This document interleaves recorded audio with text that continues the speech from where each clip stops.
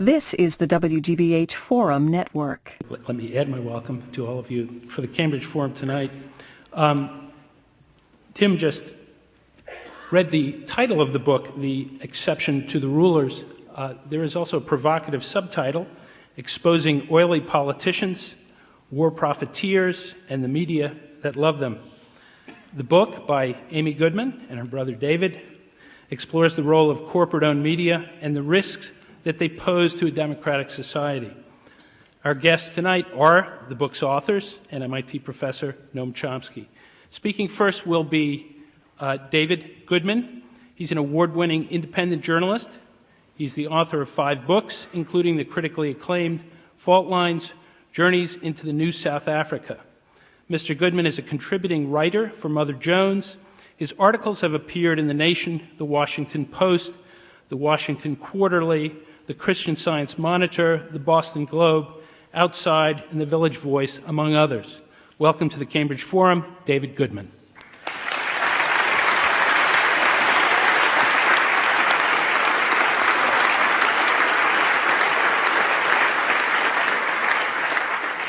Thanks, and it's great to be here.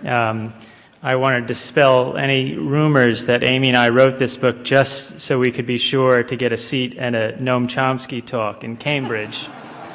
But it sure helps, and it is really a particular honor to be up here with somebody who both of us have really admired and looked up to. And when I went to school here at that place across the street 20 years ago, I like to think I didn't miss too many of your talks wedged into whatever room that was overflowing and over at MIT or around here. This is a stop we've really looked forward to, but it's also part of a 70-city tour we are doing for The Exception to the Rulers. And the tour is a celebration of several things. One is of independent media all around the country, and we've going from California to Maine. Often the events are fundraisers for local community radio and TV stations. It's a celebration of independent bookstores like the Harvard Bookstore, endangered species in this age of the corporatization of everything, especially the bookstores, and also a celebration of the work that so many of you do in your own communities just to make a difference. I'm going to read a little bit from The Exception of the Rulers to give you an idea of what we do here. I like to think that a lot of what we're doing here are telling you the stories you should have read or heard in the corporate media, but didn't. And it really should not be necessary for a couple of journalists to write a book called The Exception to the Rulers. That ought to be the motto of all media. But unfortunately, as we saw, particularly in the war on Iraq, the media served as a megaphone to the rulers. One of the things we look at was the whole embedding process, embedding reporters with the military, which really, I think, represented a low point in the history of journalism in this country. Interestingly, we just came from talking to journalists over at the Neiman Foundation, and privately, off the record, in intimate conversation, so many of those journalists agreed with us. Unfortunately, you're not seeing this where it counts, which is in the moment. So we tell you in our chapter on this, it's called In Bed with the Military, and we give you a little of the pillow talk that the in-beds were sharing with each other, but not with you. We have, for example, from Gordon Dillow, columnist for the Orange County Register, who was embedded with the Marines. He said, quote, "The Baghdad fight was a close enough thing that at one point a Marine gave me a hand grenade to throw if the enemy started to overwhelm us. It had been more than 30 years since I'd held a grenade. I'd been an Army sergeant in Vietnam, and I knew that my having it violated written and unwritten rules. Still, it felt comforting in my hand." From Rick Leventhal, embedded correspondent with the Marines, he worked for Fox News. Quote, "It was difficult. We were dressing like them, and we were eating and sleeping with them. We became a part of them." And lastly, from Chantal Escoto, reporting for the Leaf Chronicle, embedded with the Marines, quote, "I was a non-combatant, but I told them I'd be willing to pick up a gun if I had to. They're pretty easy to use. It's point and shoot." Well, one of the nice things you get to do when you write a book is you don't have to turn to the know-nothing pundits for an analysis of what's going on in the news. You can turn to people who you really think got it right the first time around. We chose Groucho Marx. In our chapter called Sanitize, which pretty much sums up what we thought of the imagery of war that was coming back, we let Groucho kick it off with his quote, "I must say I find television very educational. The minute somebody turns it on, I go to the library and read a book."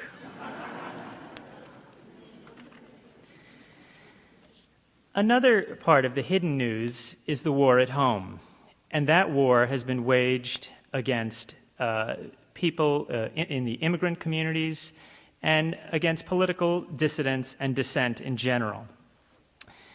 Some of the people that are really on the sharp end of the stick have been people from immigrant communities all around this country. In December 2002, Amy attended the meeting of the Muslim Public Affairs Council. Now, that was a particularly meaningful time because more than 1,500 Muslims were there. It was December 21st, the day after the second special registration of immigrants in the United States. The special registration was originally going to cover just 5 countries, but each month the INS added another set to the list. Between November 2002 and April 2003, all male non-citizens over the age of 16 from 25 different countries, almost all of them predominantly Muslim or Arab nations, were required to register and be interviewed by the INS. And incidentally, the upshot of all that was as follows. Of the 83,519 males from 25 countries who voluntarily registered, nearly 1 in 6 were placed in deportation proceedings. The government said that 2,870 people were detained during this time, and of these, 11 individuals had, quote, suspected terrorist ties, although a Homeland Security Department spokesman had no information on their cases. We spoke to, one of the people who spoke at that meeting was an Iranian-American attorney who described her exasperation and horror at the process as people were rounded up. So many people were arrested at the special registration in LA, they ran out of plastic handcuffs. She exclaimed at this conference, "What happened to the Sixth Amendment? What happened to due process?" And she continued, "It's not a Muslim thing, it's not an Iranian thing, it's not an Arab thing, it's a human thing. Today it's men over the age of 16 from these countries. Tomorrow it'll be women over the age of 16. Then we'll go to permanent residence. It's a wake-up call." Well, as we learned as we researched the book, the wake-up call has already been delivered on our doorstep, and that is to people who have dared to dissent during this time of war. There were so many little, mundane, day-to-day stories, we just included what we called a crackdown sampler. Here's a few. Protester with sign charged with threatening the president's safety. Brett Bursey, the executive director of the South Carolina Progressive Network, was arrested for holding a sign that read, quote, "No war for oil," outside a venue where President Bush was giving a speech in October 2002. He was charged with threatening the president's safety. Bursey, who was nowhere near the president, said the police told him he should move to a free speech zone. He refused. He refused, saying, quote, "I thought the whole country was a free speech zone." Busted for a peace T-shirt. On March 3rd, 2003, a father and son went shopping at a mall outside of Albany, New York. The two had bought T-shirts at the mall and promptly put them on. Stephen Downs' shirt read, quote, "Give peace a chance," and "Peace on Earth." His son Roger had a shirt that read, "Let inspections work," and "No war with Iraq." A mall security guard requested that both men take off the T-shirts. When Stephen Downs refused, the mall called the police. Soon, Downs, a retired attorney with the New York State Commission on Judicial Conduct, was in handcuffs, arrested on trespassing charges. 2 days later, 150 supporters wearing peace T-shirts descended on the mall, forcing them to drop the charges.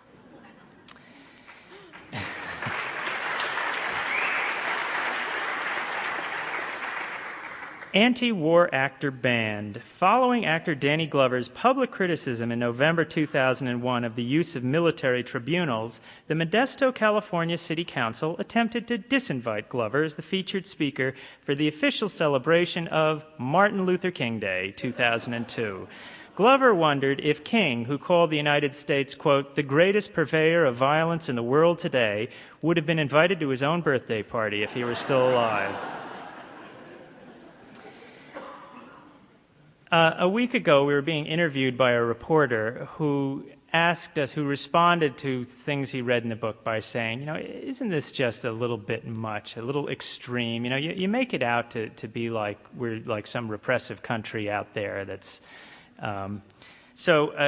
Again, a nice thing when you write a book is you don't have to answer those questions. You can turn to people who are much smarter and more experienced in these matters. So we chose Chilean author Ariel Dorfman, who narrowly escaped death on September 11, 1973, when a last-minute change kept him from his work at the presidential palace in Santiago, where he was cultural advisor to Chilean President Salvador Allende. Allende died that day when Chilean troops stormed the palace in a U.S.-backed coup, and Dorfman was forced into exile. On the second anniversary of the September 11th attacks in the U.S., he wrote an essay, Lessons of a Catastrophe. Here's a little excerpt. It can't happen here. 30 years ago, that is what we chanted. That is what we sang on the streets of Santiago de Chile. It can't happen here. There can never be a dictatorship in this country, we proclaimed to the winds of history that were about to furiously descend on us. Our democracy is too solid, our armed forces too committed to popular sovereignty, our people too much in love with freedom. But it did happen. The bombing by the Air Force of the presidential palace on September 11, 1973, started a dictatorship that was to last 17 years and that today, even after we have recovered democracy, continues to haunt and corrode my country. In the coming years, could something similar befall those nations with apparently stable democracies? Could the erosion of freedom that so many in Chile accepted as necessary find a perverse recurrence in the United States, or India, or Brazil, in France, or Spain, or Britain? What has transpired thus far in the 2 years since the disastrous attacks on New York and Washington is far from encouraging. We also thought, we also shouted, we also assured the planet, it cannot happen here. We also thought, on those not-so-remote streets of Santiago, that we could shut our eyes to the terrors that were awaiting us tomorrow.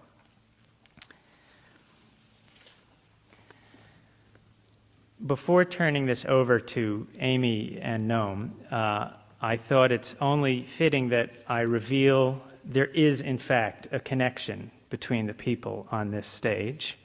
And we have my mother, Dory Goodman, brother Dan Goodman, are here tonight. It's a special treat for us. And we've been having a debate raging all day as to the actual history with Noam Chomsky, but I can give you the beginnings of it, and Noam may have to defend himself later, but our late father, George Goodman, and Noam were camp counselors together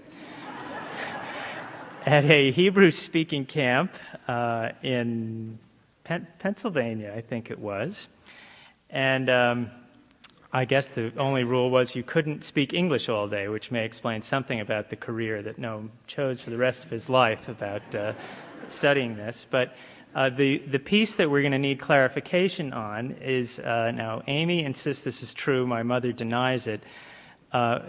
Amy says that at one point you got into something with my father and you bit him.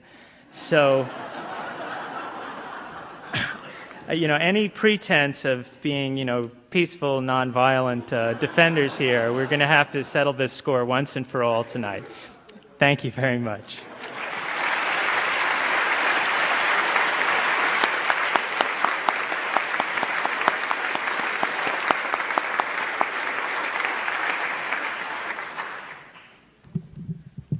Thank you, David Goodman. You're listening to the Cambridge Forum, discussing the role of the media in democracy. Our next speaker is Amy Goodman. In the exception to the rulers, She writes that the responsibility of a journalist is, and I quote, going where the silence is, giving a voice to those who've been forgotten, forsaken, and beaten down by the powerful. She suggests that the media today have largely ignored this responsibility. Amy Goodman has not. Her determination to give people a voice has taken her to some of the globe's most dangerous places. Reporting on the U.S.-backed Indonesian occupation in East Timor, she and a colleague witnessed a massacre of civilians by Indonesian troops and were themselves brutally beaten. But they filled the silence. Their documentary, Massacre, The Story of East Timor, won numerous prizes, including the Robert F. Kennedy Prize for International Reporting and the Alfred I. DuPont Columbia Silver Baton. In 1998, she reported from Nigeria on the exploitation of its people by Chevron Oil and the country's dictatorship. Her work culminated in the award-winning radio documentary, Drilling and Killing, Chevron and Nigeria's Oil Dictatorship. The Washington Post calls Goodman, and I quote, a reporter who sinks her teeth in and never lets go.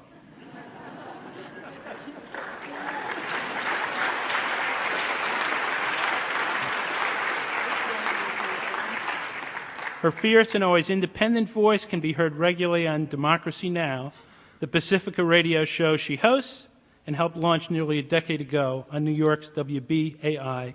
Welcome to the Cambridge Forum, Amy Goodman.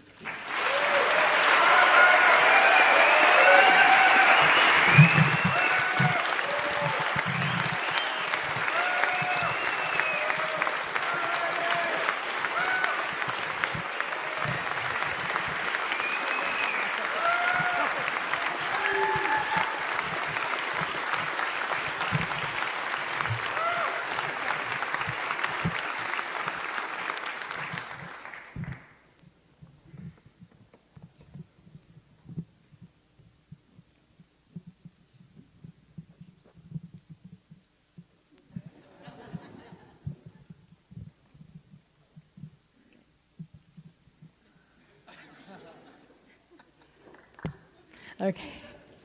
Well, it's a great honor to be here, and to be here with my brother and co-author David Goodman, to be here with Noam, to be here with my family, my mom, Dari Goodman, my brother, Dan Goodman, my sister-in-law, Sue Minter, and so many of you who, like so many people around the country, are deeply concerned about what's taking place today.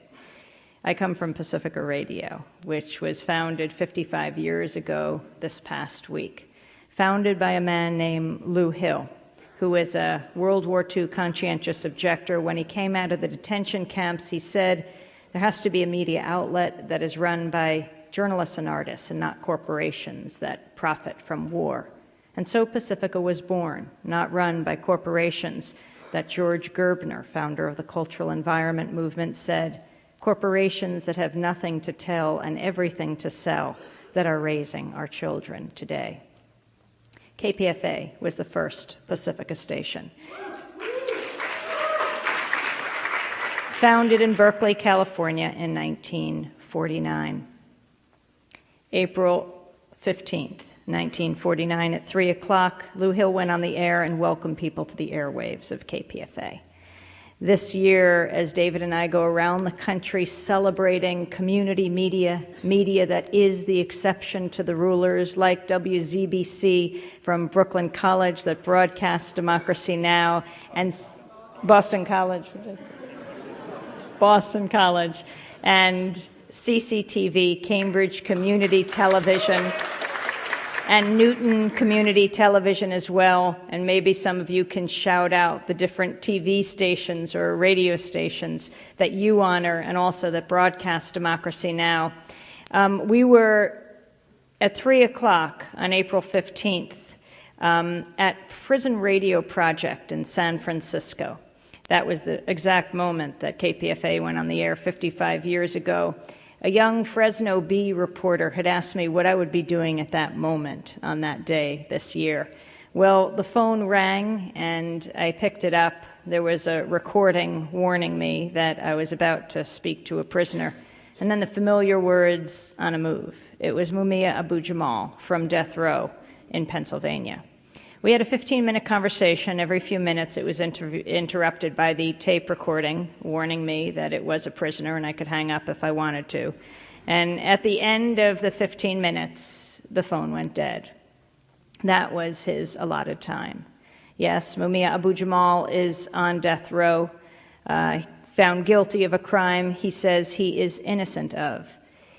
I can't think of a more fitting way to observe Pacifica Radio's anniversary than to go to where the silence is, where so many are being held now. 2 million people in prison in this country, the largest prison population in the world, and on death row, thousands of people.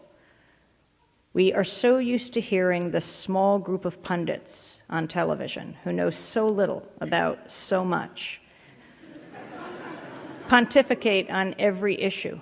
But it's our role as journalists to go as close to the story as possible, to bring you people describing their experiences for themselves. And so when we talk about prisons, let's hear from prisoners. When we talk about one of the most controversial policies in this country, that is the death penalty, let's hear from people on death row. Mumia Abu-Jamal doesn't talk about his own case. He talks about the situation of people in prison. He talks about the irony of father hunger, that so many young men in prison don't know their fathers, and here he is, a father and grandfather, a father figure to them. He can't be that to his own children. He talks about capital punishment being punishment for those without capital. And those are the kind of commentaries he offers us. Pacifica Radio is invaluable because it is a sanctuary for dissent, what all media should be in this country. After KPFA went on the air from Berkeley, KPFK in Los Angeles, and then WBAI in New York, WPFW in Washington, D.C., and KPFT in Houston, Texas, on the air in 1970. The only radio station in the country in its first year of operation, its transmitter was blown up twice by the Ku Klux Klan. And when the Exalted Cyclops, or was it the Grand Dragon, I often confuse them, went on trial, he said it was his proudest act because he understood how dangerous Pacifica Radio is. Dangerous because it allows people to speak for themselves. And when you hear someone speaking from their own experience, that breaks down the stereotypes and the caricatures that fuel the bigotry, that feed hate groups like the KKK. In the 1950s, the great singer, actor, intellectual, scholar, activist, Paul Robeson, was whitelisted from almost every public place in this country, but a few black churches. But he could be heard on KPFA. Then James Baldwin, the great civil rights activist and writer, debating Malcolm X in the early 1960s on the effectiveness of nonviolent civil disobedience, the lunch counter sit-ins in the South, broadcast over the airwaves of WBAI. Yes, it is so important we have a forum in this country where people can speak and people can listen and hear people form a thought, actually give a speech, hear someone critically think, develop a thought that might be different from others from beginning to end, and break this soundbite culture. 8 or 9 seconds where the only thing you can repeat is the accepted non-wisdom, the establishment consensus. I have a lot of hope because media activism is on the rise. Yes, the networks are using public property. NBC, CBS, ABC. It's not just Pacifica or NPR or PBS that are using the public airwaves. They are too. And they have a responsibility, despite the fact that during the Persian Gulf War, CBS was owned by Westinghouse, NBC was owned by General Electric, 2 of the major nuclear weapons manufacturers, making most of the parts for most of the weapons in the Persian Gulf War. What they presented looked like a military hardware show. Despite the fact these corporations are using these airwaves, they are not theirs. And we can reclaim them, or we can demand that they use them responsibly. I often tell a quick story about my experience during the Persian Gulf War. One night on WBAI after the news, it was during fundraising, and I was railing against the bombing of the cradle of civilization, Back to the Cradle. and a volunteer ran in who was taking phone calls, and she said, the Sally Jesse Raphael show is on the line. And I said, right. And I just kept on going. She said, no, really, really. And she kept coming in. And volunteers are the heart of every community radio station. I just thought this one was hallucinating. So because she kept interrupting, I said, okay, give me the phone. I picked it up, and sure enough, she was right. And there was a producer from the Sally Jesse Raphael show. She said she had been listening in her limousine. I guess her chauffeur had turned on the program. And she wanted to know if I'd like to come on the show in 2 days. They wanted to have a panel discussion about the war, 3 women for and against the war. I said, sure. And I, thought about what to wear, this big, women's talk show that millions of women watch, and whether to dress as a man, dressed as a woman, dressed as a man, dressed as a woman. But I decided, I figured it out, and I went on down. And they kept the 2 groups, the anti and pro women, in 2 different green rooms because they said they wanted us to duke it out on the stage and only meet then. That's where the fireworks would be. And actually, this producer I thought was onto something. She said, I am so sick and tired of these programs, these sensational shows that so many people watch. I want to prove we can get the ratings on an issue that matters. And I said, that's a very good idea. So we went out on the stage, and the lights went on, music went up. Sally came out, and she immediately gave the mic to someone in the audience and said, I'm really concerned about the biological and chemical weapons of Saddam Hussein. And the woman sitting next to me, named Dr. Yolanda Hewitt-Vaughn, an Army captain who was trained as a doctor, and she was refusing to go to the Gulf. She said she was trained to save lives and not take them. She responded. She said, I share your concern, but I also think it's important to know that there are chemical and biological weapons right here in the United States. And before she could get out the word states, Sally whirled around. She came barreling down the aisle, and she was shouting, you be quiet, you shut up, this is my show, or you get out. Now, I hadn't seen this show very much, but I remembered what this young producer had said about, I want you to get out there and duke it out. And she was coming down with such velocity, I thought she was going to strike Dr. Yolanda Hewitt-Vaughn. And so as she is coming up on the stage, I said, whoa, Sally, back off.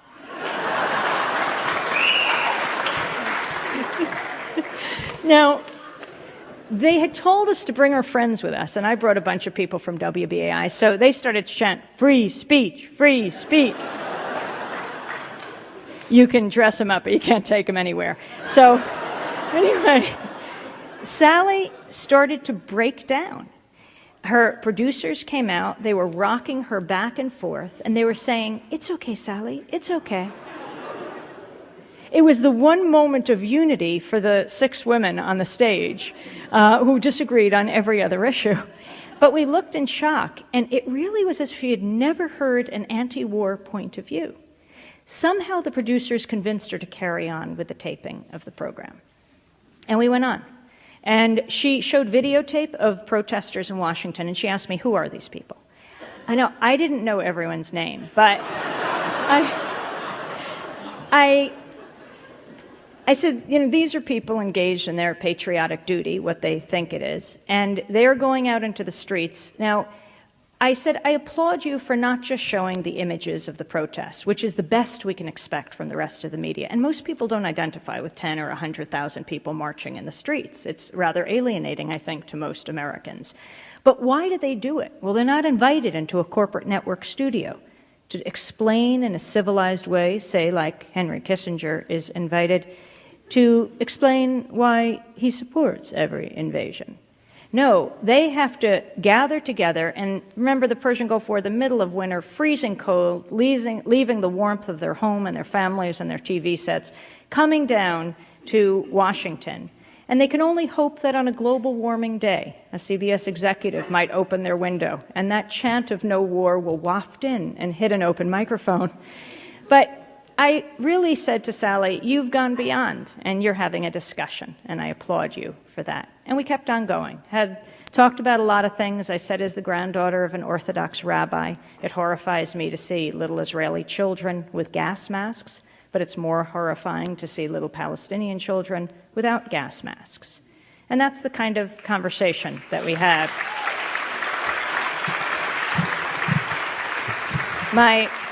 My grandfather isn't alive today. He died about 10 years ago at the age of 94. That's because he smoked 4 packs of unfiltered cigarettes a day. But my grandmother has just celebrated her 107th birthday. So Anyway, at the end of this program, I thought it went pretty well. And a cameraman gave me a thumbs-up sign, went back to BAI, and we knew it would air in 2 days, and the 2 days passed, and the show didn't air, and people were calling, and I called the show. I said, "What's up?" And they said, there was a problem with the syncing of the video and the sound tracks. And I thought of that, but that cameraman giving me the thumbs-up sign, he didn't seem very concerned. I said, "How did you learn this?" And they said, from 2 stations, Minneapolis and Chicago called and said they couldn't use it, so... I said, uh-huh. And they said, "But we'll have you back another time." I said, "Right. You can't because Dr. Yolanda Hewitt-Vaughn was about to be court-martialed. In fact, she served in the brig. She was jailed for 1.5 years, her husband raising their 3 small children alone. The other day we were in St. Louis, and I was giving a talk, and afterwards a young man came up and said, 'Would you sign my book?' I said, 'Yeah, who do I write it to?' And he said, 'My name is Emiliano Hewitt-Vaughn,' and he was Yolanda's son. And so, obviously, this show was not going to take place again. So I called these 2 stations in Chicago and Minneapolis, and I asked for the operations director and said, "What's up?" And they said, "Odd, you should ask, since we haven't aired it," but I said I was a concerned viewer. And they said that the Sally Jesse Raphael show had recalled it from New York. So I called back the show, and I said, "The jig's up. I'd like to speak to the executive producer." And they said, "He's a very busy man." So people were just inundating us. "When's the show going to happen?" I said, "Don't call us. Call the Sally Jesse Raphael show." And I guess they got a bunch of calls. No, I guess they got a lot of calls. Maybe hundreds. I don't know, maybe thousands. All I know is that 2 days later, I got a call from a frantic high-level producer who said, "The executive producer would like to talk to you." I said, "I'm a very busy woman." And they asked if I would cry censorship if they edited the program. I said, "Of course not. I'm an editor, too. You have a right. It's your show. I assume you'll edit out Sally's fit." And they did. They did, but the show ran the next day. Because they held it, it ran with headlines that said, "Things Get Messy with Sally Jesse." But the most interesting response I got, and this is, I think, something we learn more and more, how important media activism is. It would never have aired if it weren't for all the people who made this show happen. The most interesting response was from women on Southern military bases who called up to say, "We've never heard this view before on television, and we agree with you. We only whisper it around here," they said. "We can't have these debates on military bases. We rely on you in civilian society." And that's what the media is supposed to be here for, serving a democratic society, sort of like a large national kitchen table that we all sit around and debate and discuss the most important issues of the day. War and peace, life and death. And anything less than that is a disservice to the servicemen and women of this country. Yes, your activism can make an enormous difference. We are living in very dire times right now. Time with the leading up to the invasion of Iraq, where we have a media that has iced out almost all dissent. You look at the week leading up to Colin Powell giving an address at the UN Security Council pushing for war, and the week after, this was February 5th, 2003.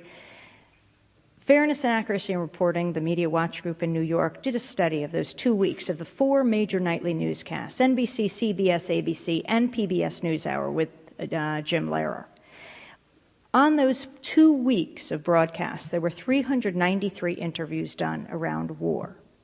3 were with anti-war representatives.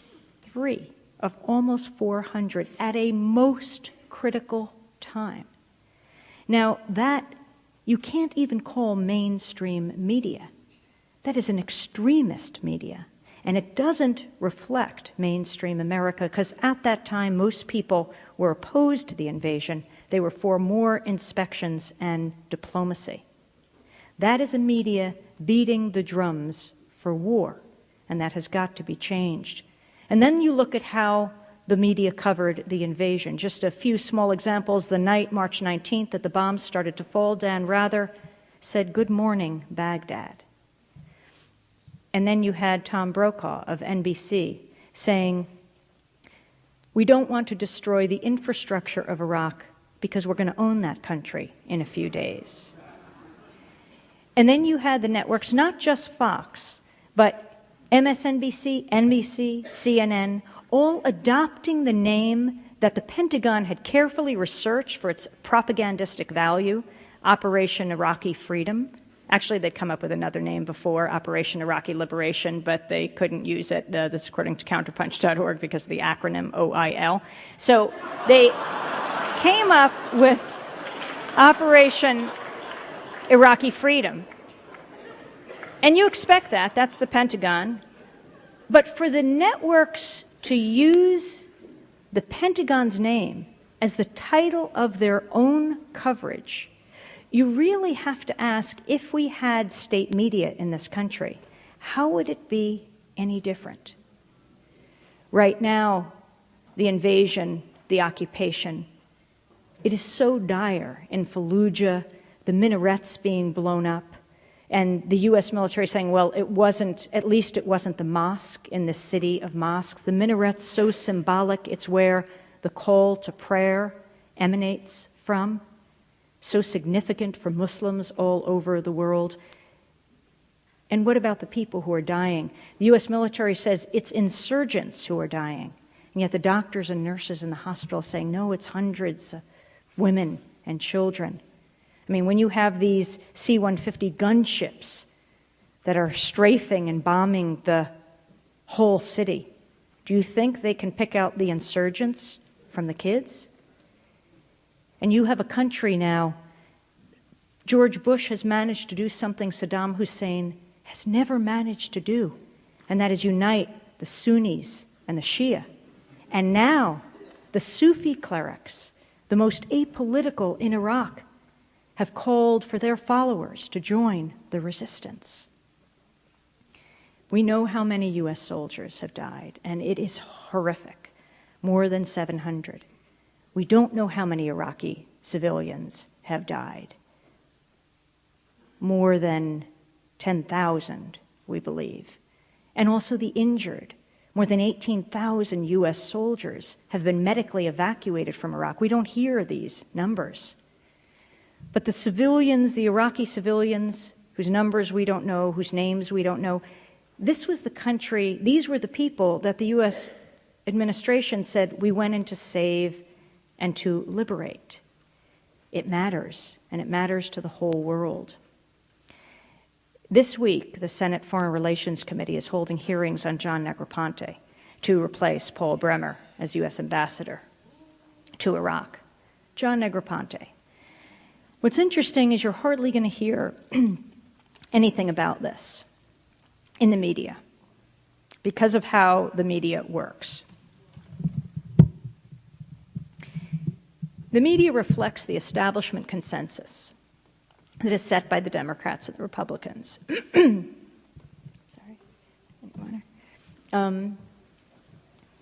The media reflects the establishment consensus. Before the invasion,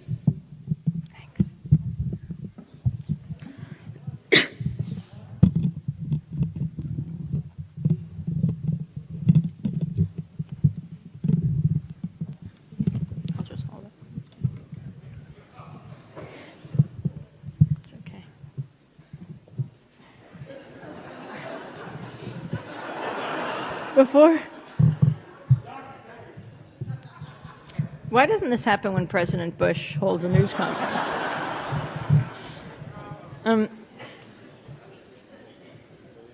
Before the invasion, the Democrats agreed with the Republicans, right? Let's not forget John Kerry, John Edwards. They voted for the invasion of Iraq. Now the Democrats are trying to distinguish themselves. And so there is more debate, and that's what the media reflects. It's not that the media has gotten any better. It's that as they follow the establishment in Washington, there's a little more of a division, and that's what they're reflecting. Not so on John Negroponte. People like Christopher Dodd, who objected to him being named U.S. ambassador to the United Nations, now says that he supports John Negroponte. John Negroponte, U.S. Ambassador to Honduras, 1981 to 1985. This was the staging ground for the illegal Contra War. Thousands of Nicaraguans killed at this time.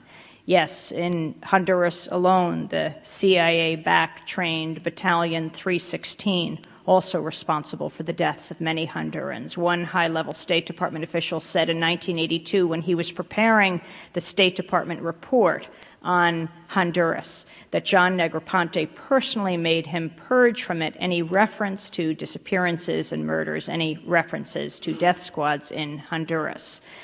We have continually this week had on the air nuns and priests talking about their personal appeals to Honduran Ambassador John Negroponte at the time for the missing and the disappeared in Honduras. And now this is the man who will most likely be soon approved to be the next U.S. ambassador to Iraq, who will preside over the largest embassy in the world, the largest U.S. embassy in the world, 3,000 people, 500 CIA in Iraq. He will be in charge of counterinsurgency, to give us a picture of what is to come. But now that the Democrats have said they will raise no objection, you know that the media will also not go back and look at the record. We need a media that gives us history, that gives us context, that gives us truth. I just have a few minutes, and I am very eager to hear what Noam has to say. And so I want to end with a story that, well, I first heard about because Noam Chomsky never let this story die, and that is what happened to the people of East Timor and the lesson it provides for all of us. Noam wrote about it from way back, December 1975. Indonesia invaded East Timor, Indonesia invaded East Timor. 90% of the weapons used were from the United States. Henry Kissinger and Gerald Ford, the president then, went to Indonesia, met with Suharto, the long-reigning dictator, and gave the go-ahead for the invasion. What happened after that?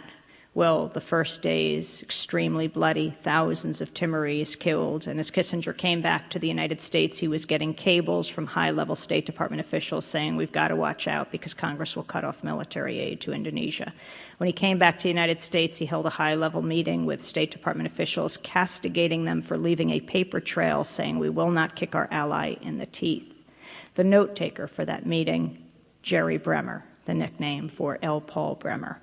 Yes, he learned well at his master's knee. It does matter that we document what happens so that history doesn't repeat itself as we see it happening today. And so the Indonesian military killed off the people of Timor, closing off the country to the outside world. In 1990 and 91, my colleague Alan Nairn and I got a chance to go to East Timor. And in 91, in 90, first saw this hell on earth that was the Indonesian military dictatorship in Timor. In 91, we went back because the UN had finally brokered an agreement that would allow a fact-finding mission to go in and investigate the human rights situation. And we wanted to see what would happen when this delegation came, which never did, because we later learned the U.S. didn't want this delegation to come. On November 12, 1991, we followed a procession of Timorese, thousands of them, from a church to a cemetery, the Santa Cruz Cemetery. They were protesting yet another killing of a Timorese young man, and they carried banners. Girls took them out of their Catholic school blouses that said, "Why the Indonesian military shoot our church?" Old women in traditional Timorese garb, boys in their Catholic school shorts, marched through the streets, through this geography of pain. Every other building, a police barracks or a military headquarters or even a hotel where Timorese were disappeared or tortured at the back. And they walked through the streets until they got to the cemetery. When they got there, we talked to people, why are you doing this? And everyone said the same thing, for my father, for my mother, for my village, it was wiped out. And then we saw from the direction the procession had come, hundreds of Indonesian soldiers carrying their US M16s at the ready position. The people were horrified. The soldiers were marching up 12 to 15 abreast. They couldn't escape because there were walls on either side of the road. Alan suggested we walk to the front of the crowd because although we knew that the Indonesian military had committed these massacres in the past, they'd never done it in front of Western journalists, and we thought maybe we could head off the attack. This time, though, I took out my equipment because we'd always hidden it in the past so as not to endanger the Timorese if they were caught talking to Western journalists. I put the headphones on, my microphone above my head, Alan put the camera above his head, and we walked to the front of the crowd. Soldiers marched up, and without any warning or provocation or hesitation, they rounded the corner, they swept past us, and they opened fire on the crowd, gunning people down from right to left. The first to go down, a boy behind us with his hands in the V sign, and the soldiers just kept shooting. They beat me to the ground. Alan threw himself on top of me to protect me from further injury, and they took their US M16s like baseball bats, and they slammed them against his skull until they fractured it. We were lying in the ground. They were killing everyone around us. They put the guns to our heads, a group of them, and they were shouting, "Politique, politique," because to bear witness is political, to witness such a crime. And then they started shouting, "Australia, Australia," because 17 years before, right before the invasion, there were 6 journalists working for 2 Australian TV crews that were covering the events leading up to the invasion. They lined up 5 against a house and they executed them. The 6th, Roger East, the day after the invasion, reporting for the world about what was happening from a radio station in Dili. They dragged him out of the radio station, and as he shouted, "I'm from Australia," they shot him into the harbor. And so there they were shouting, "Australia, were we from Australia?" We said, "No, America, America." Not after the journalists were killed in 1975, the Australian government hardly raised a peep in protest. Maybe that was explained by several years later, the Australian and Indonesian foreign ministers rode in a plane over the Timor Gap, and they signed a treaty that divided up the oil spoils, not with Timor, but between Indonesia and Australia. Oil has caused so much pain in the world. So we lay on the ground. Alan was covered in blood. We're saying, "America, America." They'd stripped us of everything. I only had my passport left, and I threw it at them. And at some point, they decided to take the guns from our heads, maybe because we were from the same country their weapons were from. They'd have to pay a price for killing us that they'd never had to pay for killing the Timorese. And they moved on, and they killed so many Timorese. They killed more than 270 Timorese. A Red Cross Jeep pulled up. We were able to get in it. Dozens of Timorese jumped on top of us and on top of the Jeep, and we drove like that as a human mass to the hospital. When we got there, the doctors and nurses who saw us started to cry, not because we were in worse shape than the Timorese, but because I think of what we represent to not only the people of Timor, but people all over the world. We represent the sword and the shield. The sword because we provide so many weapons to so many repressive regimes in the world, or the US government uses them themselves. But we also represent the shield. And that shield on that day was bloody, and it just deepened their despair. What we do in this country makes such an enormous difference to the rest of the world. I recently interviewed a woman from Guyana on Democracy Now! About globalization. And after the conversation, I said, "Thank you very much." And we were going to go on to a conversation about the US elections. And she said, "I'll be staying for that conversation." I said, "Well, no, we're done with this conversation on globalization." She said, "No, I'm going to be a part of your conversation on the US elections." And I said, "Why?" She said, "Because I believe everyone in the world should get to vote for President of the United States." But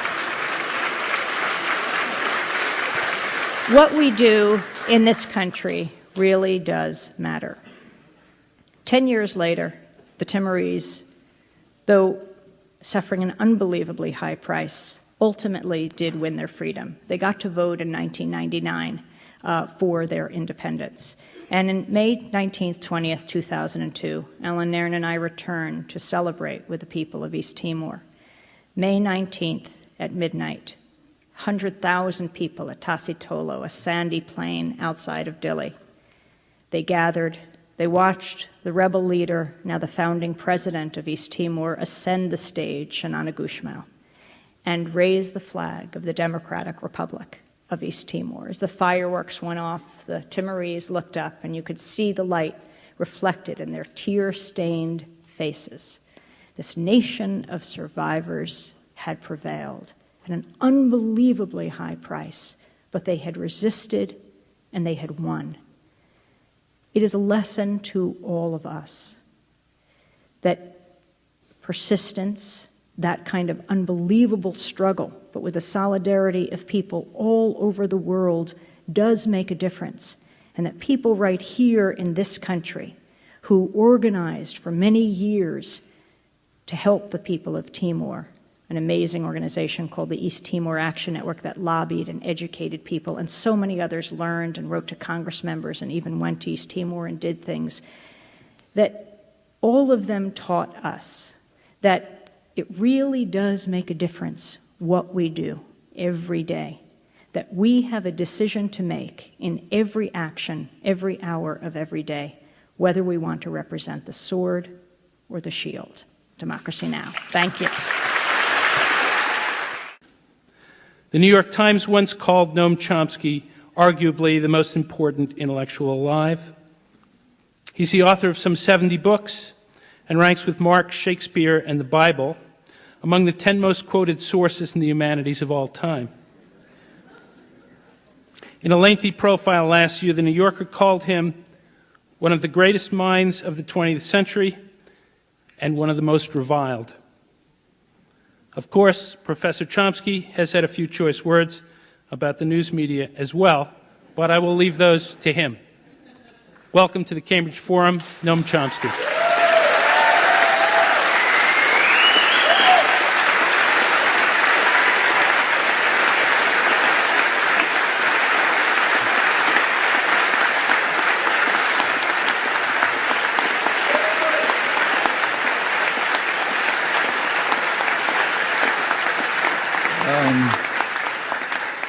Is this going to work, or do I have to go through Amy's routine? Can you hear me? Oh, great. So I'll leave it there. Well, I was asked by John Grebe, who's around here somewhere, to inform you that he's running Democracy Now! On the radio at the Boston College campus community radio, and they're trying to gain support to keep it going. There should be some forms going around. I don't know if there are. According to this announcement, there are. And he asked me to ask you, and I'm glad to do so, that you sign the forms. They're either in the audience or table by the door. And if you have any Boston College affiliation, to indicate that on the form as well.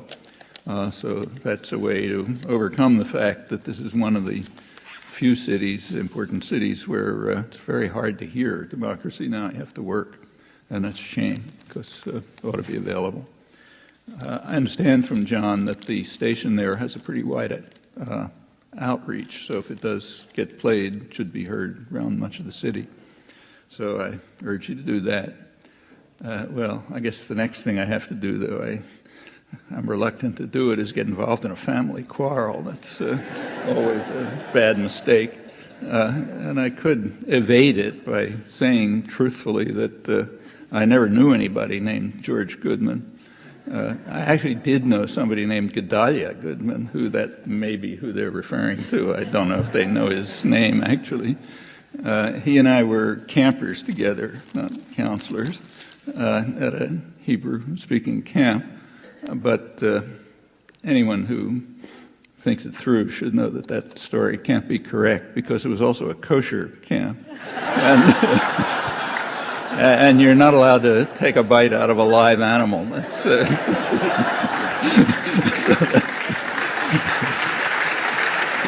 that couldn't have happened. But he was the best quarter miler in the camp, I can tell you that.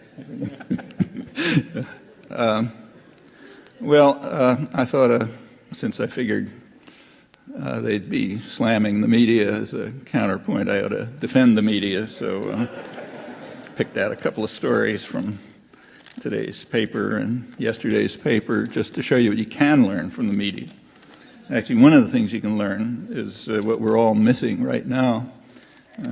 According to the Boston Globe this morning, there's a PBS Frontline documentary running right now, which is headlined, I only have the description of it in this morning's paper, a timely look at how faith informs Bush presidency. And if you haven't looked at it, you should. I can't blow it up, but it's the picture here of George, very serious look, prayerfully telling us what we're supposed to believe. And behind him is a painting of Jesus, I guess it's Jesus Christ, kind of like this. George carefully placed right beneath him, pastel colors. Those of you who've traveled to Europe know it's the kind of cheap reproduction that they sell for a dime or something outside of, on the street in Italy. But it's to convey the profound commitment of the president to faith. And it says it's about his spiritual development, and this solid linear piece which you're missing is timely for the presidential campaign and relevant to the Bush messianic mission to graft democracy onto the rest of the world. Notice that's a fact. Right? This is described as a fact. There is a Bush messianic mission to graft democracy onto the rest of the world. And we know that it's a fact because we have evidence for it. The evidence is that he said so. In fact, if you examine it, you'll notice that's the total evidence. But I obviously haven't read everything, but ever since, when the pretext for the invasion of Iraq began to collapse and you needed some new ones, the new one turned out to be Bush's messianic mission to graft democracy onto the rest of the world. And that was affirmed by the president in a visionary speech. I don't know if they had Christ standing over him then at the National Endowment for Democracy last November. And I, out of curiosity, read as much as I could of the reporting and commentary after that. And believe it or not, I have yet to find one report, news report or commentary, that doesn't take it for granted, presuppose that this was, in fact, the goal. There are critics, plenty of critics. The critics say it's a noble and generous messianic mission, but it's beyond its reach, or maybe those people aren't ready for it, or it'll cost us too much or something. But I've been looking pretty hard and asking other people to look to see if they can find anyone who questions that this is the mission, which is pretty remarkable, because if you believe that that is the mission, you have to assume that George Bush and Tony Blair are some of the most accomplished liars in history.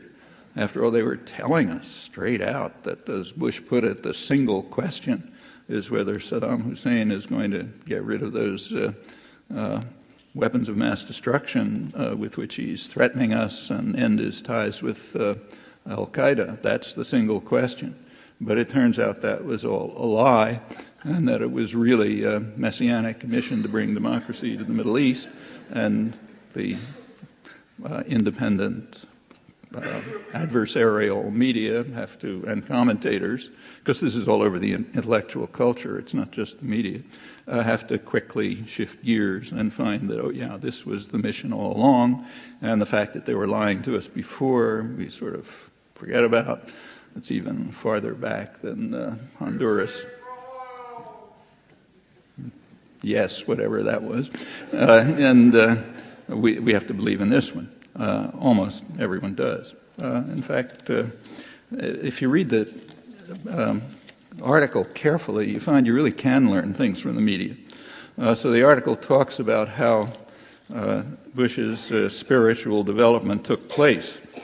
And it turns out that the crucial change was when he was working on his father's campaign in 1987 as a link between the campaign and the evangelical community. And he was reading all the memoranda that were passing through and had a spiritual awakening. He realized that if you appeal to the evangelicals in the country pretending to be religious, then, I could do this in Texas and become governor. And then another commentator says, advisor to Bush the Elder, says that the message did come home. After the election, he said, "My God, you could win the White House with nothing but evangelicals." So that's a real spiritual conversion, and we can see that there was a profound change in his conception of the world, and therefore it's quite right that he should be facing us with the portrait of the painting of Christ in the background. Well, that's what you're missing right now, so sorry. Can I give you a second-hand report of it? Actually, if you look further in the media, there also are serious articles on Bush's messianic vision to bring democracy to the Middle East. Here's one from the Wall Street Journal a couple days ago by a very good correspondent, very knowledgeable correspondent, Carla Ann Robbins, and it's about Mr. Negroponte. So just to counter what Amy was saying about the media, they do report things about him. If you go to the right journals, like the Wall Street Journal, where they have a trustworthy audience and they can kind of tell people things that you might not read elsewhere. The subheading, it says, Negroponte has tricky mission. And then the subheading is modern proconsul. Okay? And it begins by saying that as the ambassador to Honduras in the 80s, Negroponte was known as the proconsul, a title given to powerful administrators in colonial times. And now he's been chosen to take up that same role in Iraq, assuming, there's one problem, assuming that the Pentagon is willing to cede its control. So the big question then is whether the Pentagon will control Iraq after we transfer full sovereignty to them, or whether the proconsul, the modern proconsul, will run Iraq the way he ran Honduras. I don't know if it's a coincidence or not, but a day or two after Negroponte's appointment was announced, the government of Honduras withdrew its forces from Iraq. Not many, a couple of dozen, I guess, but it might have been a coincidence. Or maybe they remember something from what happened there, the kinds of things that Amy was telling you about. He did have a job. He had quite an embassy there, not the size of the one he's going to be running in Iraq, but in Honduras, which, as you know, is a kind of centerpiece of world power. He had a huge embassy with 1,000 people. He had a huge embassy. He ran one of the biggest embassies in the country, in the world, and he also had the biggest CIA station in the world in Honduras. Obviously, terribly important place for the CIA to concentrate. And he had two jobs there, the article explains. One was to ensure that Congress didn't get upset about the fact that the Honduran security forces were carrying out tortures and massacres. It's famous Battalion 316 that Amy was talking about. He had to deny those so that the military aid would keep coming for him to be able to carry out his major task, which was, of course, supervising the Contra camps in Honduras from which the CIA mercenary army was attacking Nicaragua. Not a small affair. The death toll in Nicaragua from the U.S. terrorist war based in Honduras per capita, relative to population, would be the same as about 2.5 million dead in the United States, which turns out to be higher than the total number of American deaths in all wars in U.S. history, including the Civil War. So from the Nicaraguan point of view, this was not a small event. It did lead to establishing democracy with a gun at their heads after Bush warned them that this is going to go on unless they vote for our candidate. This is Bush number one. Nicaraguans voted for the U.S. candidate, were rewarded for that by, there was tremendous applause in the United States. The New York Times had big headlines saying, Americans united in joy, kind of like North Koreans. Americans united in joy at the victory for U.S. fair play. That's pretty much what happened. Since then, since the U.S. took it over again, Nicaragua's declined to the second poorest country in the hemisphere after Haiti. Again, by accident, Haiti happens to be the main target of U.S. military intervention in the 20th century. Nicaragua's second, but that's just another coincidence. About 60% of Nicaraguan children under 2 are now suffering from severe anemia from malnutrition, meaning probable permanent brain damage. About half the active labor force is out of the country because there's no way to survive there. But it is regularly described in the Wall Street Journal, too, as an economic miracle where you can buy anything you want, which is true. There are 24-hour malls open for people who can afford it, and then you can buy computers and plenty of great place for retired Americans to go. They can live very cheaply in wonderful mansions and so on. But for children under 2, the prospects are permanent brain damage, and that's what we call a victory for democracy. So that tells you something about the Bush's messianic vision to bring democracy to Iraq using the same experienced official, and we don't have to go on about the kind of democracy that he brought to Honduras, or that the present incumbents in their Reaganite phase brought to the rest of Central America. But that we're supposed to forget about. Actually, I didn't quite tell the truth when I said I couldn't find any comment after the president's visionary speech questioning whether the goal was to bring democracy to Iraq. Actually, I did find one. There was a column in the Washington Post by good correspondent Walter Pincus a couple of days after the president's speech, which reported a poll in Baghdad. And the poll in Baghdad, if you read through the column, asked people to say in their own words why they thought the United States invaded Iraq. And there were some who agreed with unanimous U.S. commentary after the president announced his vision. There were some in Baghdad who said that they thought the goal was to bring democracy to Iraq, 1%. So there was a comment saying not everybody agrees. 5% thought that the goal was to help Iraqis. The rest believed something that we're not allowed to say here.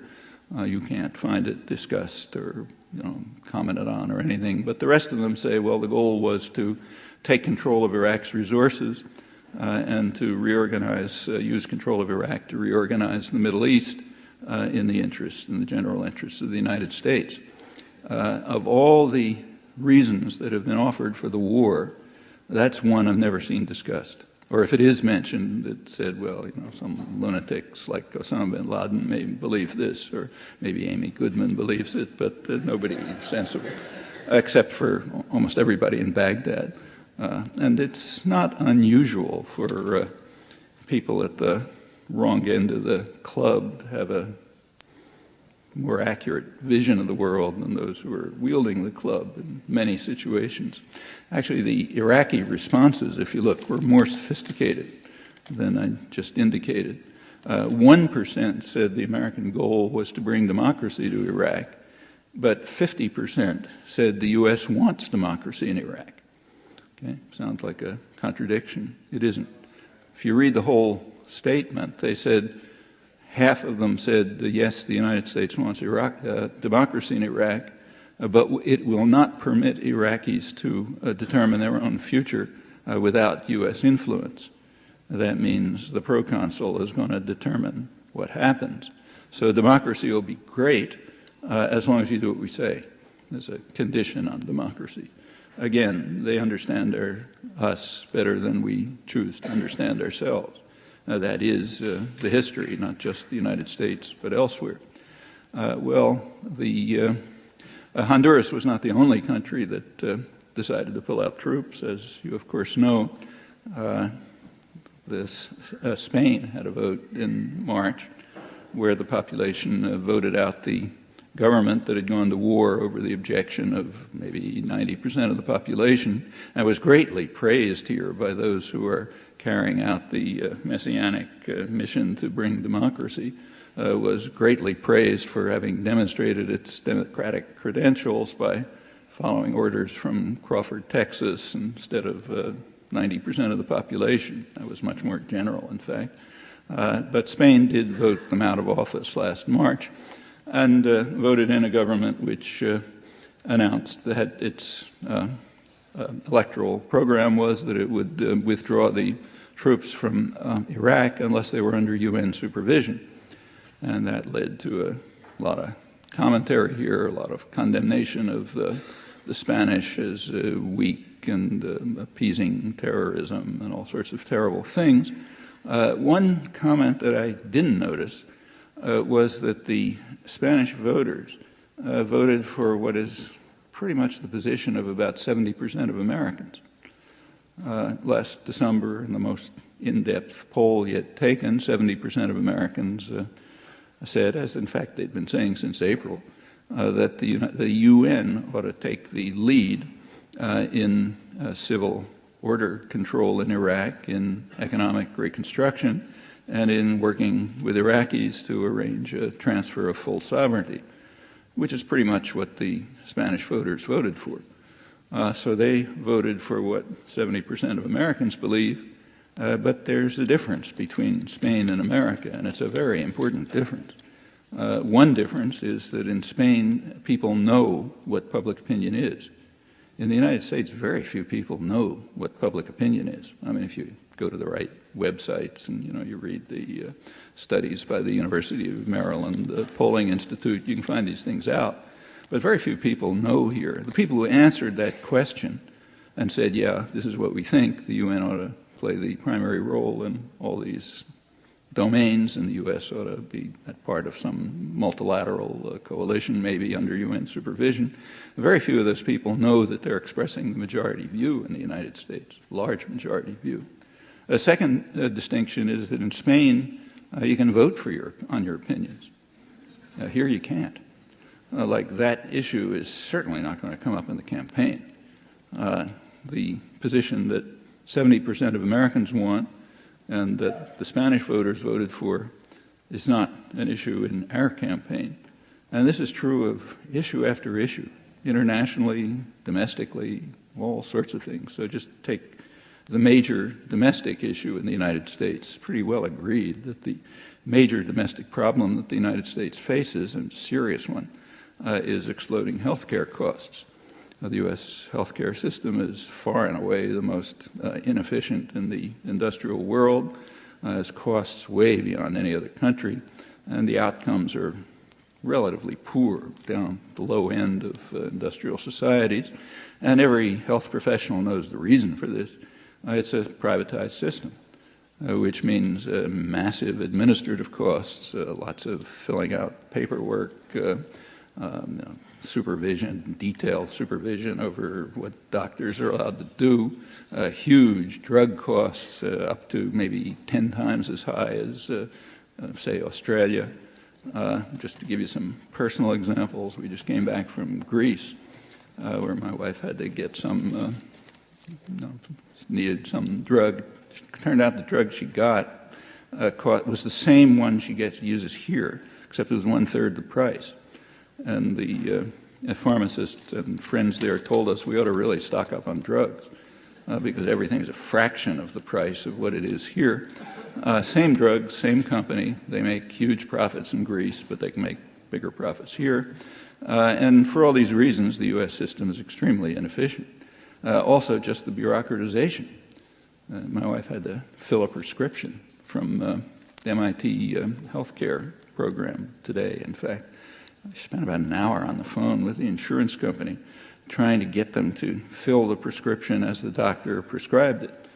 It turned out that he had prescribed, I don't know, I'm kind of making up the facts, 3 pills a week or something. And the only thing they could do was either 2 pills a week or 4 pills a week. That's what the rule was. So they couldn't give her the prescription. She finally got the doctor to call. He spent half an hour arguing with them over the phone. She couldn't do it, so now she's going to figure out how to cut the pills in half or something. But all of those things add up. They add up to huge expenses. And these are inherent parts of a mostly privatized healthcare system, which is highly bureaucratic, extremely inefficient, and so on. Well, how do American people feel about this? Actually, there are very few polls about it. I think the polling agencies don't want to know the answer, but there are some.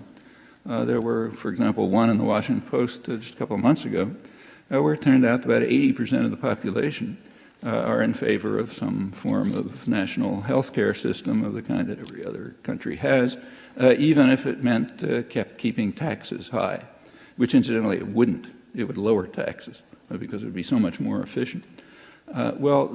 And that's pretty consistent. That goes back a long time. And it's occasionally mentioned in the press. When it's mentioned, it's called politically impossible. And that's correct. The pharmaceutical corporations are against it. The insurance companies are against it. So it's politically impossible, just as it's politically impossible for Americans to vote on their preferences as to what should be done in Iraq. There's a name for that. It's a name that we use when we talk about other countries. It's called a failed state, a state that has formal institutions. It has formal democratic institutions, but they don't function. There are plenty of states like that. That we call them failed states or elected dictatorships or something of that kind. And if the independent media ought to be pointing out to us that we're one. And as Amy said, matters a lot more to the world if the United States is a failed state than if Honduras is a failed state for pretty obvious reasons. And democracy now is one of the forces that's helping overcome that.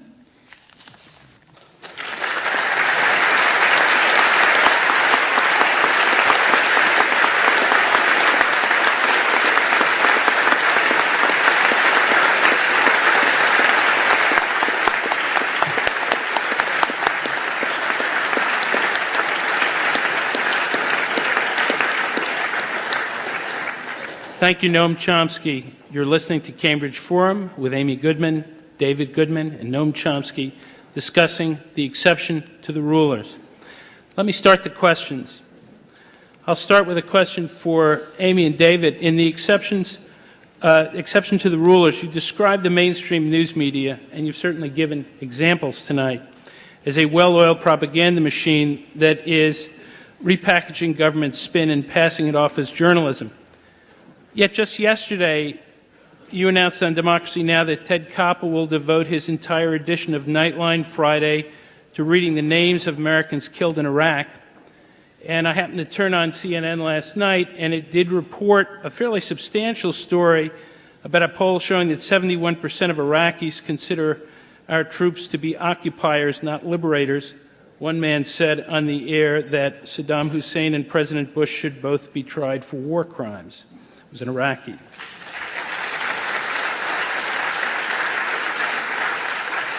My question is, isn't such reporting something more than propaganda? I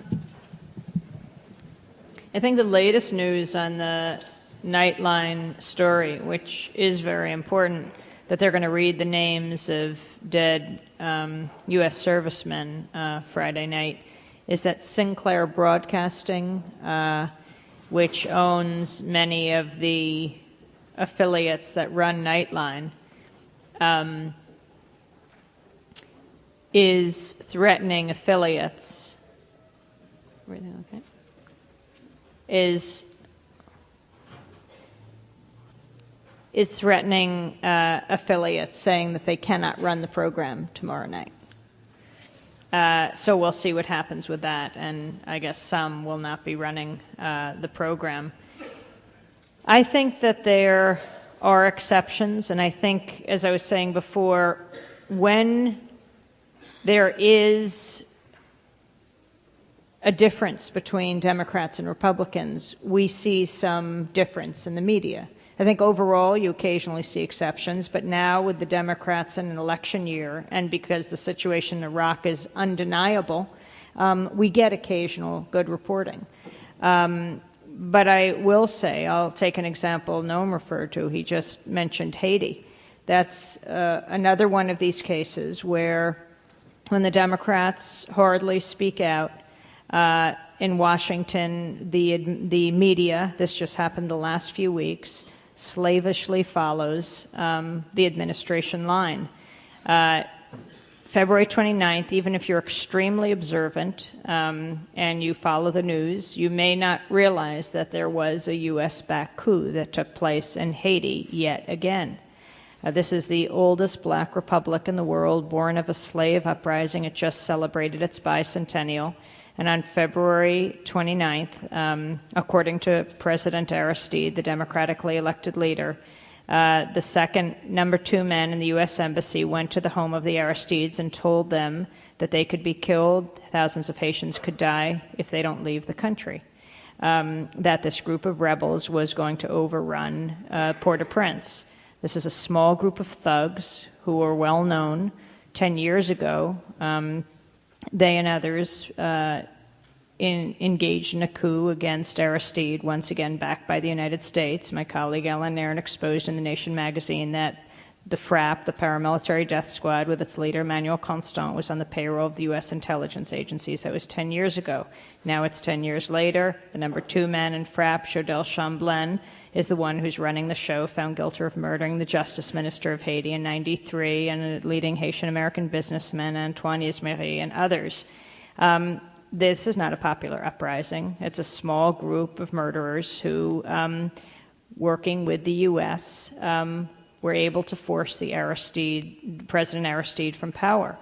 On February 29th, no one exactly knew what happened. Aristide said this guy came to the house, said that they would die, thousands of Haitians would die.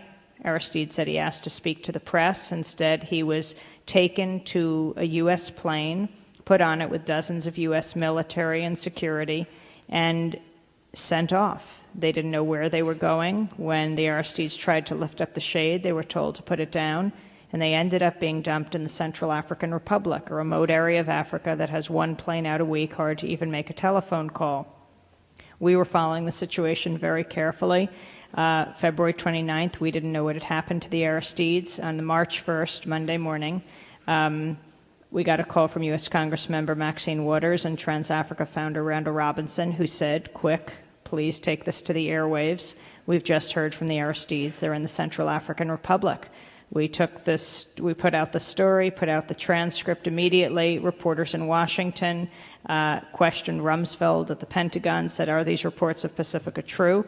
He started to laugh. They said, "We asked for an answer, not a laugh." And he said it was ridiculous. I've learned after many years of reporting that when a politician tells you something is ridiculous, you're probably on the right track. And but the U.S. media, CNN and others, when U.S. Congressmember Maxine Waters went on the air and said this is what Aristide said, that he was the victim of a modern kidnapping in the service of a coup d'etat backed by the United States, the reporters are saying, "Oh, come on, isn't this a stretch? I mean, what are you trying to say here?" Now, that's actually fine to say to anyone. What evidence do you have, and what leads you to believe this? But did they say the same thing to Rumsfeld when they questioned him, or Powell and Bush on this issue? Anyway, 2 weeks later, or a month later, Congressmember Maxine Waters, Randall Robinson, a member of the Jamaican Parliament, decided to take U.S. foreign policy into their own hands, and they chartered a jet, and they flew to the Central African Republic. I got a chance to accompany them and chronicle this trip, along with Peter Eisner of the Washington Post. We traveled 2/3 of the way around the world, from Miami to St. Thomas to Dakar, Senegal, to Bangui, Central African Republic. Reported on the 7-hour high-stakes negotiation with the dictator. Aristide said to me that night, when the dictator went away for a little while to consider the proposal of releasing the Aristides, he said he's got to call the U.S. and France to get his marching orders. Ultimately, this small group of people called the bluff of the most powerful country on earth. They said, if you're saying he's not a prisoner, if he's a free man, then he can do what he wants to. As Margaret Mead said, never doubt for a moment that a small group of thoughtful, committed people can change the world. Indeed, it's the only thing that ever has. And they brought the Aristides back to this hemisphere. And as we flew over the Atlantic, we heard that Condoleezza Rice, Powell, and Rumsfeld were saying that the Aristides were not to return to this hemisphere. Whose hemisphere? And then U.S. Ambassador James Foley the ambassador to Haiti, said the Aristides were not to return to within 150 miles of Haiti. Whose country? But Aristide did end up in Jamaica, where he had been invited. And during the whole 9/11 Commission controversy with Condoleezza Rice, if you thought she was all caught up with that, whether or not to speak under oath, in other words, whether or not to tell the truth, she was also very involved with putting pressure once again on Jamaican Prime Minister P.J. Patterson to expel the Aristides. They want to control this country, Haiti, the United States, and they don't want Aristide anywhere near it. It's absolutely critical. We have other sorry reports. to interrupt you, and I really do apologize, but I wanted to open it up to questions if I could. I'm going to hold off on my second question till the end, so there's an opportunity for the audience here. You're joining us at the Cambridge Forum discussing exception to the rulers. The floor is now open for audience questions, but time is short. So please limit your questions to one. Keep your comments short. And because there will be a good number of people in line, I'd also ask the panelists if they could keep the answer somewhat short in terms of the questions. Go ahead. Hi. I wanted to ask a question, Amy, about the story regarding the capture of Saddam Hussein that I understand was reported on Democracy Now! That he had already been captured by the Kurds, and then there had been a negotiated process by which he was put in that foxhole and then miraculously discovered by the U.S. military, partly to say it hasn't been echoed, I don't think, anywhere else, and I'm just curious about more about that story. Did you heard about that? No? Maybe Noam can comment on it more than I have, but we did. The story's been, there's no way of verifying it, but yes, it's been reported in the European media and elsewhere. Could be true. Yeah. That Kurdish soldiers were the first to find him. But you know, how could we know? If there were reporters on the scene, they could tell you. Yeah, I had a question for Professor Chomsky.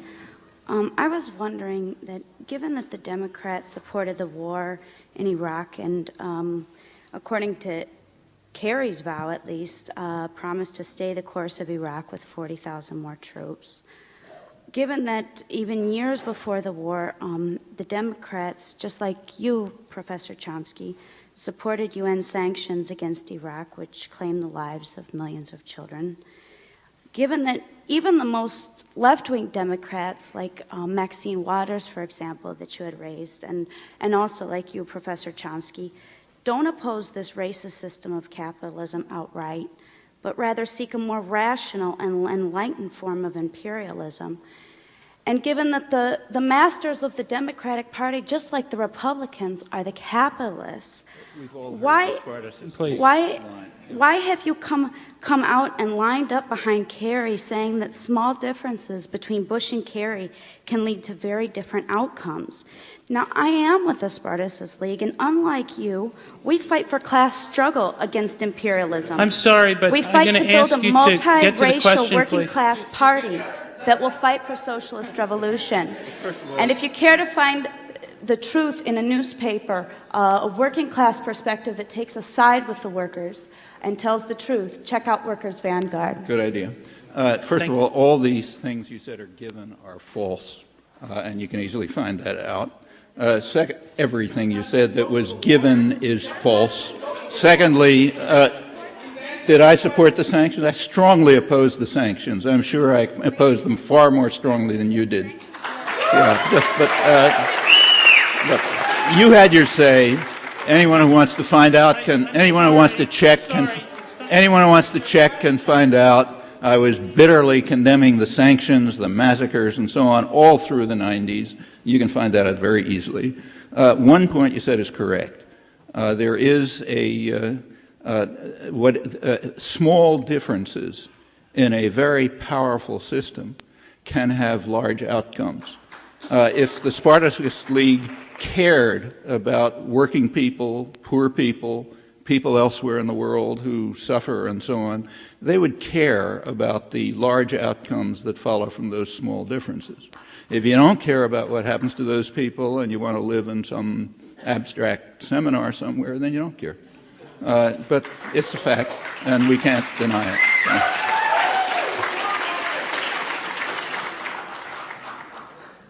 I wanted to ask if you guys knew anything, any history about direct action against corporate media, and for example, picketing live broadcasts, any kind of action like that maybe you could give some information on quickly. I can think of an example about 10 years ago when, I think it was during the Persian Gulf War, when a group of AIDS activists went both to CBS and PBS during the nightly newscasts, and they started to chant something like "Kill AIDS, not Arabs." And they got into the actual network studios when Dan Rather first came on the air, and the same with the NewsHour with McNeil Lehrer. And they started to speak out. And in Dan Rather's case, they went right to a commercial. And in the McNeil Lehrer NewsHour, they said, these people are concerned about AIDS, and but they actually got into the studios. And of course, there's been major protests outside of networks for a long time, media activists who are protesting their coverage. There are, if you're interested, large-scale media activist groups now being organized. So most of it's being done, to my knowledge, by Bob McChesney at the University of Illinois, who has quite a popular network going.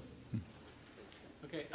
I'd like all three of you to answer the same question, but David Goodman, I already gave you outside a list of some of the countries the U.S. has troops in. Apparently there's 135. I'd ask you to write something about it.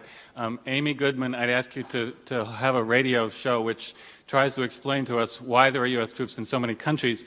Tonight I'd ask Noam Chomsky to answer briefly, do you think there are different reasons why the U.S. puts troops in different countries, maybe 135 countries, Barbados, Mongolia, as well as some of the ones we've heard of like Colombia and Haiti? Or do you think there's basically one reason why the U.S. puts troops in so many countries? And if so, what is that one reason or many reasons? Well, I mean, there is an overriding reason, namely if you want to be a world dominant power, you're going to have military bases scattered as a way of exercising that power when needed. So yes, there's one overriding reason, and that goes right back to the beginning of the Second World War. When before the Second World War, the United States was not a major player on the world scene, was regionally a little bit in the Pacific and so on. It was obvious at the beginning of the Second World War that the U.S. was going to come out of the war as the world dominant power, and it intended to maintain that power by the use of force if necessary. In fact, Bush's national strategic strategy that caused so much anger, rightly, virtually echoes internal studies of the State Department and the Council on Foreign Relations back in 1941 in almost the same terms. So yes, there is an overriding reason. But then, of course, you look at the particular places, there are separate reasons. So the troops around the Andean region are there because the Andean region's in turmoil and they're surrounded by U.S. military bases. It's a very strategically very important area for the U.S. It's a potential source of energy on which the U.S. expects to rely. There are a lot of popular forces there, and my own suspicion was, frankly, that if the Iraq War hadn't been so grotesquely mishandled by the Pentagon managers, an astonishing failure, they probably would have invaded the Andes by now. But that's what the bases are there for, and in other places they're there for other specific reasons. I wanted to apologize to the long line of people there. Because we have had three wonderful speakers tonight and not one, I'm only going to be able to take three more questions. So, next questioner. I'll try to make it. I'll try to make it quick. This is another Saddam question. I read in Share International magazine over a year ago that Saddam had died on April 20. Also, recently they published that the Saddam that was found is not the real Saddam, that it's a look-alike. I haven't seen major media delve into this any further, request genetic, proof or anything else. Do you have any comments on it? I'm very skeptical, frankly, but there's no evidence, but I'd be very surprised if that were true. I don't know. Frankly, I don't think it matters very much either. Go ahead. Contrary to what was said here tonight, the New York Times did not say that Professor Chomsky is arguably the most important intellectual alive, and for some reason the professor has allowed this myth to persist over the years. Rather, it was an outsider who had a review in the New York Times book review section, Professor Paul Robinson. For some strange reason, you have not corrected that myth. Now, as to the Goodman book, I find much that's comical and misinformation here, particularly your capital punishment. Why do you perpetuate the lie in your book that the race of the victim determines who gets capital punishment? This is a well-known myth debunked by issue number 116 of the Public Interest magazine.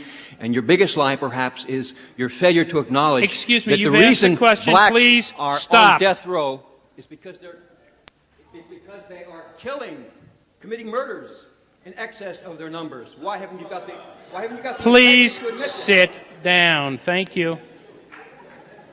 If you would like a comment on the Paul Robinson review, you're correct. The line that was quoted was from a review by Paul Robinson, and every time anybody mentions it and I have a chance, I say, why don't you quote the next sentence, which said, yeah, arguably the most important intellectual alive. How could he write such horrible things and terrible things about the United States? That was the next line, which also ought to be quoted. I don't know what your point was, but yes, that's been said over and over. Go ahead. But I'm glad you brought up the death penalty. I think if you want to get information or facts on it, a great place to go is the National Coalition to abolish the death penalty that has lots of good information. And the single most significant factor in whether a person gets the death penalty, because it's interesting to point out that, of all the murders, less than 1% of the people get the death penalty. Why is that? Well, the single most important determinant is the race of the victim. If you're a black victim, it is least likely that the person who murders you will get the death penalty. Next question. We started out with Amy talking about we're being in a bleak situation. And there are two aspects of that I'd like to ask any of you to speak to if you feel like you'd like to. The first is, I think, as young Americans, mainly young Americans, very young Americans are dying every day in Iraq, and of course many more Iraqis. I think many Americans feel completely cut off from the young Americans who are over there. They volunteered. It's somebody else's problem. We're going around, the Red Sox are back in season, How do you understand this way in which we are, and of course media, I'm sure, play an important role in this, how we are cut off from the fact that today young Americans were killed in Iraq, Iraqis were killed, and if we're lucky, we'll get to wait till sometime in November to cast a vote in a swing state for John Kerry and hope that it'll make a difference. And the second part of this bleak situation is about that. I would ask Noam if you'd like to elaborate a little on what you see those small differences, and I'm not saying they don't exist, but what do you think are the small differences that can, given the scale, make a significant difference? And in this intervening time that we have where the killing will presumably continue, what else can we be doing other than wait until sometime in November to cast that vote? Well, first of all, my own view, as you may or may not know, is that elections are a relatively insignificant aspect of what we ought to be doing. The propaganda system, including the media, tries to get you to focus, laser-like on the fact that once every 4 years you have a chance to vote for two very similar candidates from the business party. That's not the important form of political activism. If we want to stop being a failed state and become a democratic society, things are going to have to happen in between the 4-year period. You want to, take Haiti. Take Haiti, the poorest country in the hemisphere. How was Aristide elected? Aristide was elected because in the slums and the hills of Haiti, where most of the population lives, there was actually a lively, vibrant civil society organized with a lot of grassroots movements and other kinds of activism. And nobody was paying any attention to it because who pays attention to what those guys are doing? But to everyone's amazement, they succeeded in electing their own candidate. The U.S. had a candidate in that election, a World Bank official, who everyone assumed would sail through. He had all the capital and everything else. He got 14% of the vote. They succeeded in developing a democratic society that could elect someone of their own. We can't even imagine that. We can take lessons from Haiti about what democracy is. And it's not showing up every 4 years and saying, vote for me. That's not what democracy is. It's all the things that happen to build up a democratic culture where you can run your own candidates. And you don't have to choose between,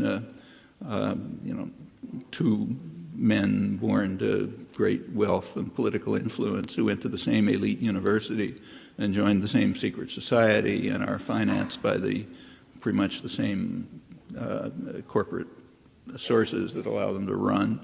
Then you'd get a democratic society. What are the differences? I think you know as well as I do.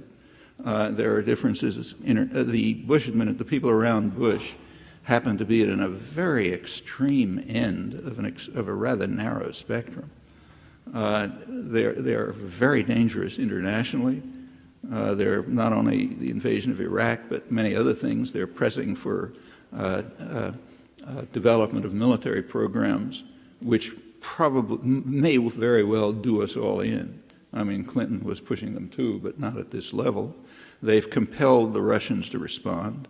Russia has roughly tripled its military expenditures since they came in, and developing new offensive military weapons as a perfectly predictable reaction to the vast escalation that they're carrying out. They're developing new kinds of nuclear weapons, what are called low-yield nuclear weapons, bunker busters, which sounds kind of nice until you read the technical literature and discover that both the Russian and the American strategic analysts agree that the point of the bunker busters is to destroy Russian command bunkers with nuclear weapons hidden inside mountains just like ours are, so that they'll be vulnerable to a direct attack, and they're responding exactly as everyone knew by extending their offensive military weaponry, threatening us. China's going to do the same, and so on. That's extreme. Bush, like Clinton, might pursue similar programs, but nothing at this level. Domestically, there's a very substantial difference. If you look at tax programs, the social benefits programs, and so on, the people around Bush are making a very dedicated effort to dismantle and destroy the entire array of progressive legislation and achievements that's been reached in the last century. Okay, now the Bush-Clinton people aren't all that much different, but they don't have this visceral hatred for democracy and social welfare that you find in the Bush programs. But they're not going to push through a tax program like Bush's. Well, those are small differences, but they do translate into big effects.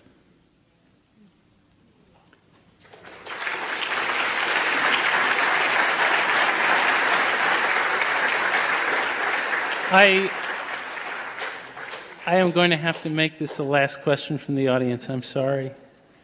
This is for anyone who'd like to comment. Is the 9/11 Commission a step forward to you in giving the public more objective information, or is it a step backward into heightened partisan debate, or is it neither to you? Well, there's something very interesting about the 9/11 Commission and about the Clark revelations and the O'Neill revelations and so on. And the interesting question is why anybody cares. I mean, why is anybody surprised to discover that the priority of the Bush administration was to invade Iraq and that terror was a much lower concern? I mean, we know that. If we were able to believe, to express, to think, if we were able to think what the majority of people in Baghdad express, if we could reach that level of, independence and intellectual culture, we see that it's obvious.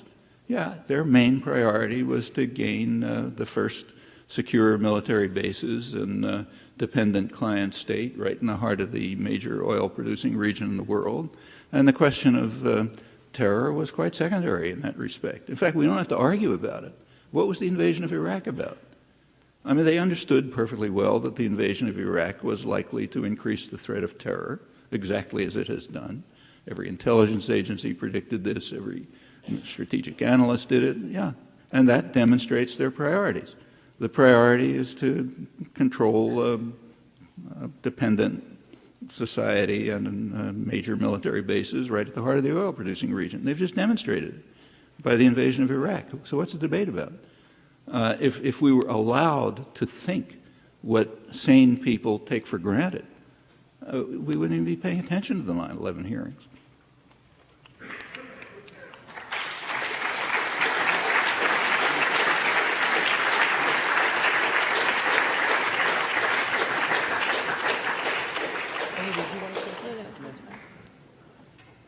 I'm going to have to cut it off now. I would like to end with one question, please, for Professor Chomsky. In an interview a few years ago with the publication The Weekly Alibi, you said, and I quote, "You can do good things with the Internet. The question is whether it will still be possible to do good things after it falls totally into the hands of private power." I wondered whether you could comment on what you consider to be the current state of the Internet and the potential of news and information on that medium today. Well, briefly, the Internet, like almost the entire economy, the whole new economy, was developed in the state sector. There's a dynamic state sector of the economy in the United States. That's where most innovation and creativity and development takes place. It's a perfect device because it socializes the risk, it socializes the cost, and if anything comes out, you hand it over to private power. That's called free enterprise. The Internet is a good example. It was in the state sector for about 30 years. It was handed over to private power around 1995 in some manner that nobody's been able to unearth yet. It was just done. And it's led to changes. In fact, media critic Norman Solomon did a study where he looked at the references to the Internet before and after the transfer to private power. And before the transfer, the main references to the Internet were information superhighway. After the transfer, it was e-commerce. Okay, that's one of the effects of transferring to private power a public creation.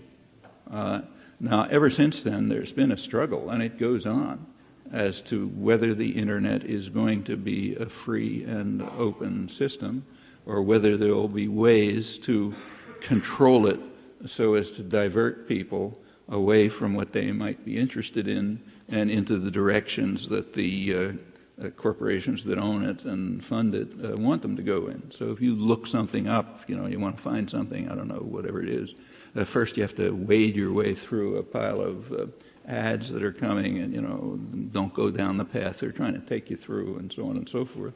These are all, that's part of the struggle. You know what you're looking for, you can still find it. But there are, of course, going to be efforts made to make it harder and harder. On the other hand, there's a struggle to keep it more and more open. And it's like other parts of the media. It's a terrain of struggle. How it turns out depends on what people like you do about it.